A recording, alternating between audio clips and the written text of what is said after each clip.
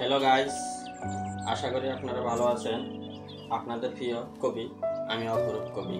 আমি একটাই কথা বলতে চাই, সৃষ্টিকর্তার পরের স্থান হলো মা বাবার স্থান। মা বাবা ছাড়া পৃথিবীতে আর কেউ আপন নয়। হ্যাঁ, মা বাবা সবসময় ছেলে সন্তান এবং ছেলে মেয়েদের জন্য ভালো যেন ভালো হয় ওই দিকটাই উপলব্ধি করে।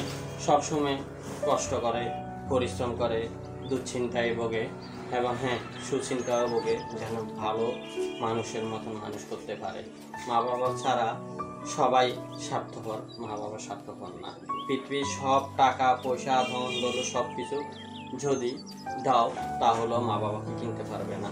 যার মা বাবা নাই সে বুঝে, যার মা বাবা আছে সে কখনো অবহেলা করবেন না। মা বাবা ছাড়া পৃথিবীতে আর কোনো মানুষ আপনার প্রকৃতভাবে খোঁজ নেবে না।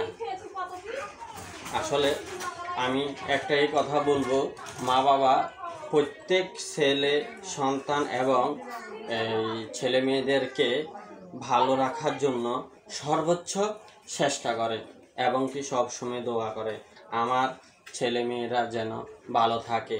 নিজে না খেয়েও মা বাবা ছেলে মেয়েদের জন্য খাওয়ার তৈরি করে, খাওয়ারের ব্যবস্থা করে। আমার ছেলে মেয়ে খাইলেও ভালো।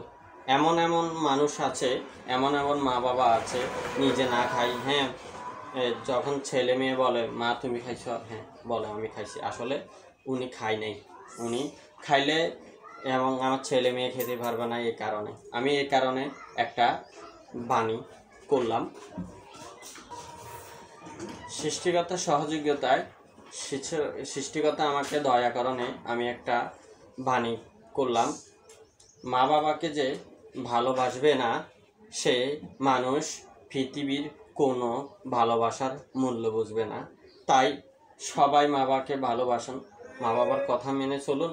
মা বাবা সবসময় আপনাদের ভালো থাকার জন্য, মঙ্গলের জন্য ভালোর পরামর্শই দিবে, খারাপ পরামর্শ দিবে না।